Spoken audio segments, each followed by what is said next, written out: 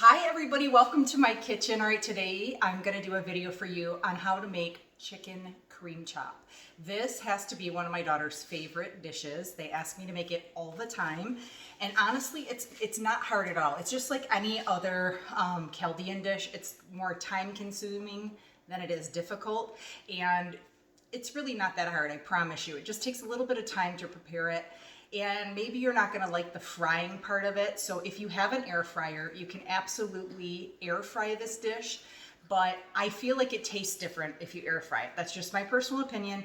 And we don't have it a lot. So the fact that we fry it once in a while, it's okay. Once in a great while, it's okay if you're not eating this stuff every single day, then that could result in a big problem. But please excuse my appearance. I just got back from a run and I'm super red and I can't help that. I always get the like purple when I run. But anyways, so this is what we're gonna do, okay? We're gonna start off with, this is 2 pounds of chicken breast. And what I'll end up doing is slicing the chicken breast in half, all right? But first, in here, I have some breadcrumbs. These are just plain breadcrumbs. You could use panko. Like if you have panko and you want to use that, you can use panko. But this is just plain breadcrumbs. This is some all-purpose flour. And then in this one, I'm going to crack 2 eggs. These are just old takeout containers, and I always keep them because when I do stuff like this, it comes in super handy to have stuff like this. I'm going to crack 2 eggs in there. 2 eggs should be enough. And I'm just gonna, give them a little whisk, because what you're gonna do, all right, is you're gonna end up dipping your chicken breast. First, you're gonna dip it in the flour, and then you're gonna dip it in the egg, and then you're gonna dip it in the breadcrumbs in order to get the breading to stay on, all right? So to the breadcrumbs right here, I'm gonna add a little bit of salt, maybe like a teaspoon. You guys, I don't measure, I know, it's just kind of an eyeball thing. Now this might not be the typical way your Nana makes chicken cream chop. This might not be how Zahara makes chicken cream chop. This is the way Mama makes chicken cream chop, and it's delicious. I think, you know what, I think it's pretty standard recipe. I'm gonna put a little bit of pepper. I like pepper. And then I'm gonna put some Italian seasoning. Just a little bit, maybe about a tablespoon of Italian seasoning in my breadcrumbs. And then I'm just gonna mix that all around the breadcrumbs, okay? That's it, just give them a good mix. And hopefully you have this, there's probably like 1.5 cups of breadcrumbs. Sometimes you have to, as you're going, you have to make a little more, but hopefully this is enough, okay? So you have all that ready, right? Now I have a Ziploc bag, and it's easier than the saran wrap. So what I'm gonna do is I'm gonna take one of my chicken breasts, and you can see, okay, you can see that they're kind of thick, right? You do not, the key with chicken cream chop is you don't want the chicken to be thick. So you're gonna take your chicken breast and you're gonna take a very sharp knife and cut it. Just be careful, try to get the sides sort of even, okay? So basically, you're gonna cut the chicken breast in half, okay? So that you sort of have a little bit of a thinner piece. And then once you have the thinner piece, what you're gonna do, you're gonna take your pieces, and I'm gonna put them in this Ziploc bag, okay? And I'm not gonna seal it because I don't want the air, all right? One second, let me pause for a second and grab a rolling pin. I gotta switch gloves and grab a rolling pin. So let me just do that really quick. 1 second. Okay, so I went and grabbed a rolling pin, all right? And the only thing that you need to do, just make sure you don't hit your little containers, is you're gonna pound these chicken breasts. You kind of wanna, you don't have to be too forceful, okay? You just wanna pound them out a little bit thinner. What's gonna happen is that's gonna allow the chicken to cook relatively quickly when you fry it, and you wanna make sure like they're the same thickness, because you don't want a piece a little bit thicker and a piece a little bit thinner, because then they're gonna cook at different speeds. One's not gonna get done, one's gonna be too done. So really the key is to make sure that when you're doing this, that you're getting them about the same thickness, okay? So I'm gonna keep doing it.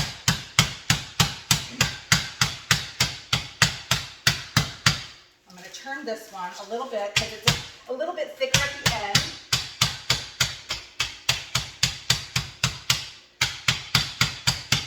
I might have hit that one end piece a little bit too much. Okay, so now let me show you. Okay, so now that I've gone and in with that roll, do you see how thin the chicken is? It's very thin, right? So now it's ready, okay, to go and get breaded. And you're gonna do that with every single one. So the first, let me set this aside just because I wanna show you guys the steps. Okay, so we have our egg, we have our flour, and we have our breadcrumbs. So the first thing that you're gonna do, so I should reverse this because it's flour first, dip it in the flour, okay? Shake off the excess. You just wanna make sure that it's completely covered, okay? So maybe flip it, do it again, use your little finger and tap it down in there. Shake off your excess. So now I have it covered in the flour. Now it's going into the egg bath. I'm gonna tap it down into the egg bath there. Shake off the excess egg. So the flour, what the flour is doing is making it so that the egg sticks to the chicken. It gives it like some glue, okay? Now you're gonna take it and you're gonna dip it into your breadcrumb mixture. I always give it a good shake back and forth, okay? And I do it twice. And let's do the other side. And I do it twice. Now let me bring this over because I know it's hard to see with this camera. Okay, so now there it is breaded, all right? It's perfectly breaded and it's gonna fry up really, really nicely. So what you're gonna do now is you're just gonna repeat this with all of the chicken. And then once I'm done, I just set it aside on a plastic cutting board and I'll get my oil ready. And you wanna make sure that when you're gonna go to fry them, that the oil is like super hot, okay? So you want it to be hot so that when you put it in, but an even temperature, you don't want it to rise. So keep it on like a medium heat and allow it to get hot, then put it in. It takes about maybe 3 to 4 minutes per side and you'll have a nice golden brown chicken cream chop and it'll cook all the way through. So that's what I'm gonna do. I'm gonna go finish all of my chicken breasts, line them up. We'll give them a fry. We'll cut them up and I'm gonna show you, I make rice with mine. You can make anything you want with it. My kids like rice on the side with it with some stew. And I'll do that with some fresh parsley and tomato and onion. They can make little sandwiches. So let me go finish this and I'll be right back. All right, so all of the chicken is breaded. It looks really good. Pray to God I don't drop it here showing you guys. All right, the chicken is breaded. I've got 6 pieces there, which is really plenty for my family. And I have the oil. I'm using vegetable oil. You can use corn oil. It will cook really good. It's just a different temperature of oil. You've got to be careful. You're going to have to really learn how, is it recording? Oh, it is. I thought it stopped. Okay, so you're just going to have to know what temperature your oil heats up at and stuff like that. I'm used to doing this, so I just sort of give it a few minutes, let it get hot, and then I'll take like the tiniest bit of the breading and I'll put it in the pot. And when it starts to bubble, I know that it's ready for me to fry the chicken up, okay? So the next thing that, while that's heating up, I'm just sort of leaving that on a medium high to let it get hot. And I'm watching that little piece I put in there to see when it starts to bubble. I know that the oil's ready, okay? The next thing is, in this bowl, I have 3 cups of basmati rice. I use the Royal Basmati.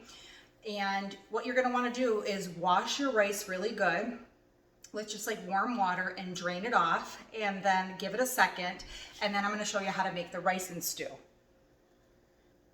All right, I'm still waiting for that oil. Now my rice, I washed it. I'm setting it on the side. I also have a plate lined with a napkin for when I cook the chicken and it gets done. I'm just gonna set it on there to kind of drain.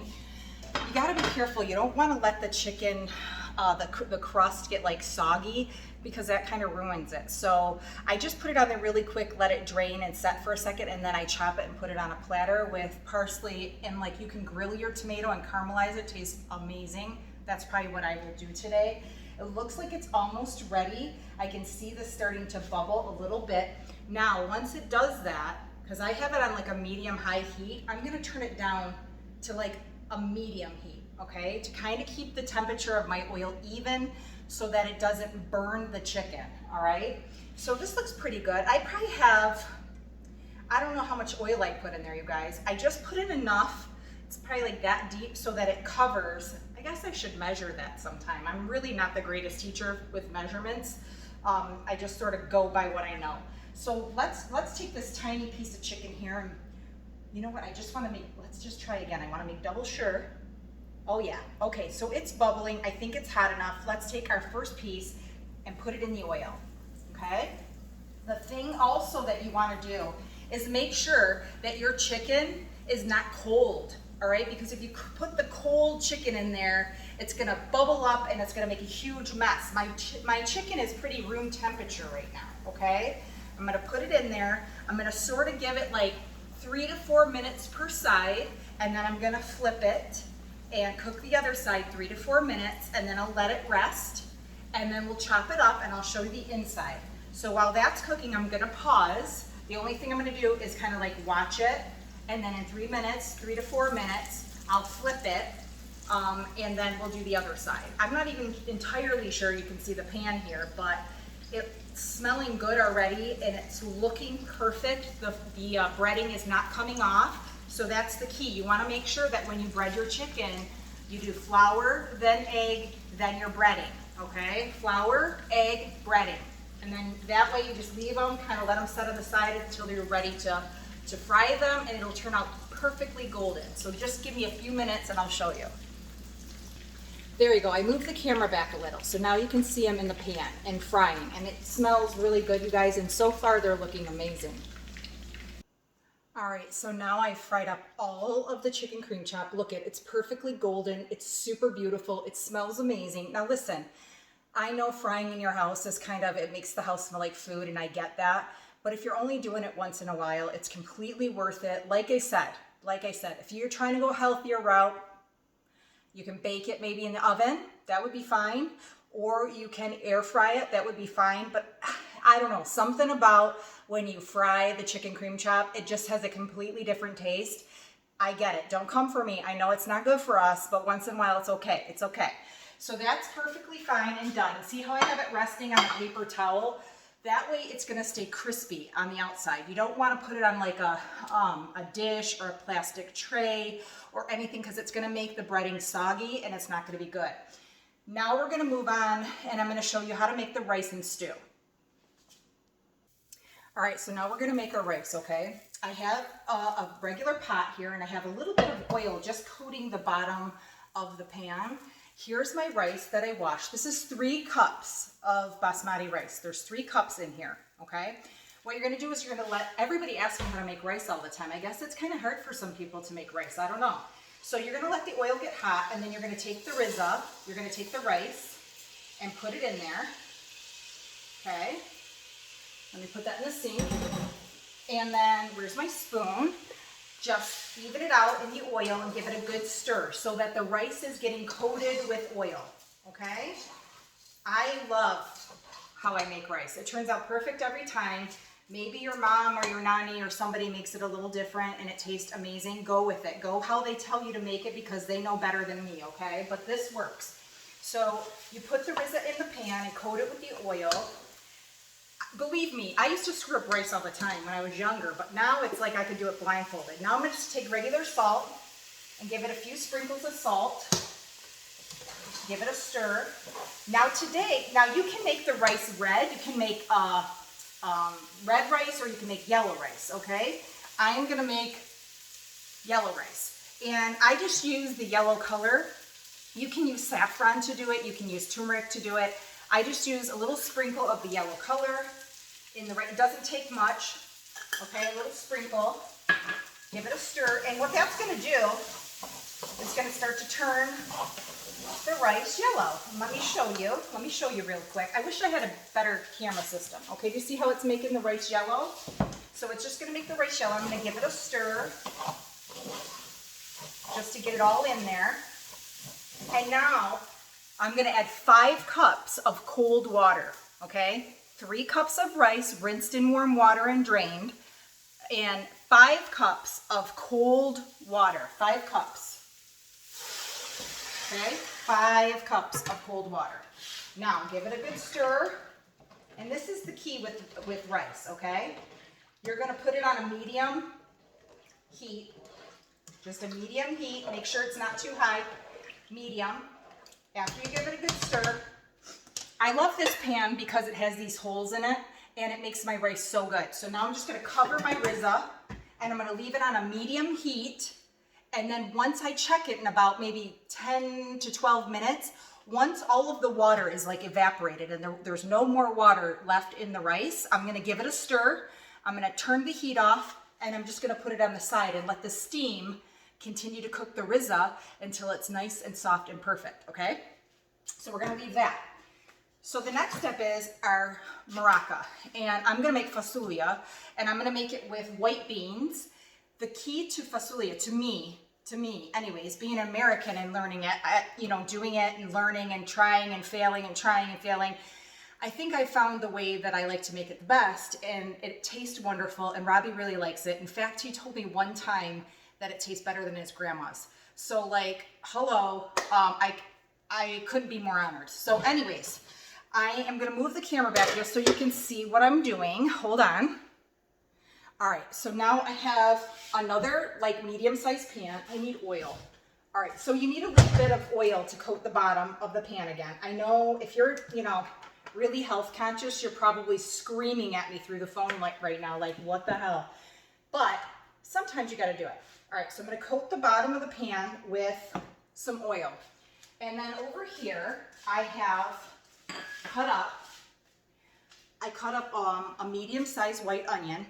And the key to good fasoulia, in my opinion, is garlic. You have to have a lot of garlic. It gives it the flavor, right? So you're gonna take your onion, don't put your garlic in right away. Take your onion, stick that onion in there, and leave the garlic on the side for a minute. Let's get another spoon, break up the onion in the oil, okay?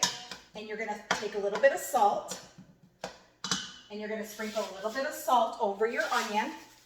Maybe, I don't know, half a teaspoon or something like that. That's what I do. And I've already drained a can of white beans. Okay, this is what I use. I'm gonna show you. Let me get everything over here. So I use Great Northern beans, and then I just put them in a strainer like this one, and I strain all the liquid and rinse them off really good. And I'm doing 1 can because there's only 4 of us, and it's perfect for my family. Okay, so once the onion, and keep an eye on your rice, okay? It's not doing anything yet. It's still in the process. So give a stir. Once you start to like smell the onion and they start to look a little like translucent, where you can kind of start to see through them, then you're gonna add your garlic. Now listen, you can go later on the garlic. If garlic is like totally not your thing and you're like, holy hell, like 8 cloves, I promise you the 8 cloves, it just, oh my gosh, it makes it so good, you guys. It really makes it so good. And we're gonna take that. Oh, it's smelling good. Now I'm starting to smell the onion. And that's letting me know that they're getting softer, because you don't want hard onions in your stew, right? We're gonna break them up. And we have 1 can. This is a 6-ounce can of majun, or tomato paste. It's 6 ounces, okay? We're gonna use 6 ounces of tomato paste. Now I can smell my onion. I'm gonna put in my garlic. Oh, it already smells like heaven in my house. Okay, we're gonna give that a stir. Now, take your tomato paste. Let me get a spoon. We're gonna take our tomato paste. Now, somebody taught me a really good trick, like a long time ago, where you open both ends and it pushes right out. I'm too lazy, so I'll sit here like a crazy person and try to scrape every bit out. Just try to get all of it though, okay? You want all 6 ounces of that. I know, I'm sorry. I should do it the other way, it'd be a lot better, a lot easier.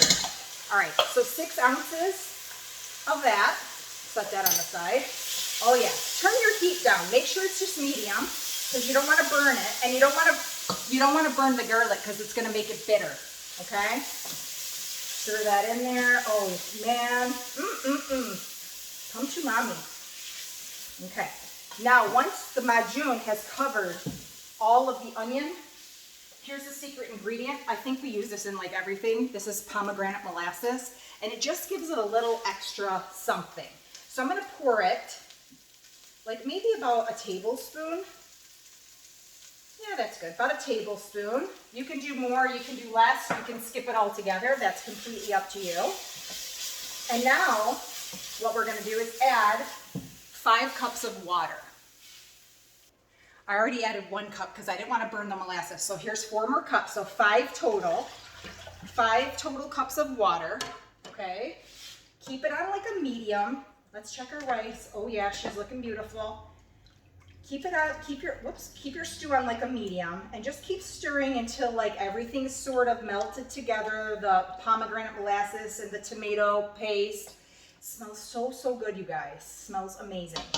And it's gonna thicken as it cooks, right? Now take your 1 can of Great Northern beans, drop them on in there. Oh my goodness. All right, and just give her a stir. Well, this is my rice spoon, but it doesn't matter. They're interchangeable.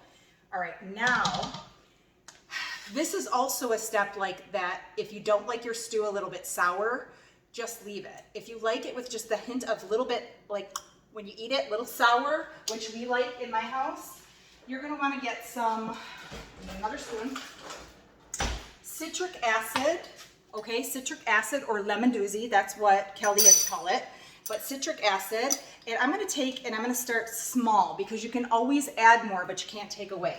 So I'm gonna do like about a teaspoon of citric acid and leave it at that. And then once it starts to cook and thicken up, I'll give it a little taste. If I feel like it needs to be a little more sour, I can go back and add a shwaya by shwaya, little by little bit, until it's perfect how I want it, okay? All right, so give it a stir and just keep this and keep an eye on it.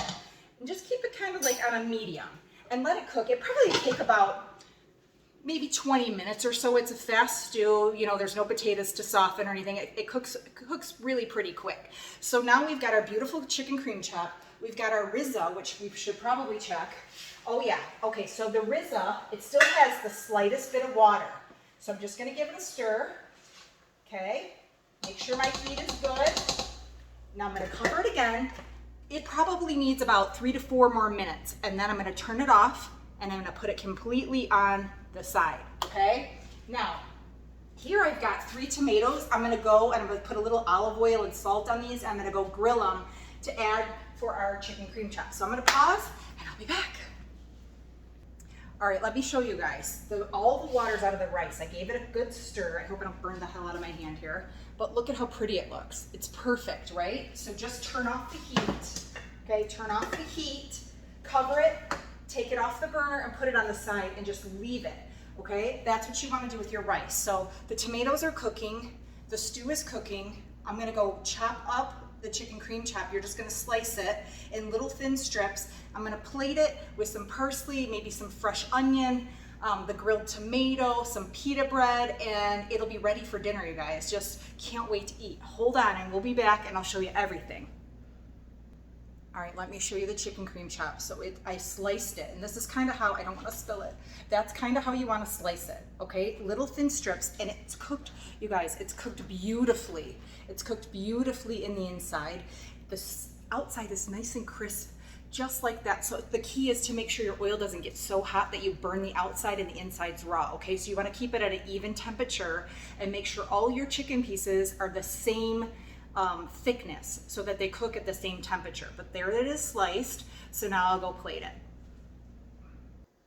Okay, you guys, I just took the tomatoes off the grill. I cut up some fresh cucumber and some onions with sumac, and there it is. Look how pretty. Oh my, it smells amazing, you guys. Let me turn it this way. Maybe you'll get a better view. I cannot wait to dig into that. Look at that. It looks so pretty. Who wouldn't want to put that on the table? It's just so colorful and so pretty, and I can't wait. The stew is really starting to thicken and look amazing. It smells amazing. Okay, look at that. It looks so good. I can't wait to plate it. I'll be sure that I put some kind of picture in the comments of this post just so you can see what it all looks like finished and plated. I hope you find it easy. Whoa, that scared me. My dishes moved. Whew. I hope you find it easy. I hope you'll try to make it and let me know what you think. It's super easy and it's so delicious, you guys. I love you. Thank you for watching, and I'll see you soon.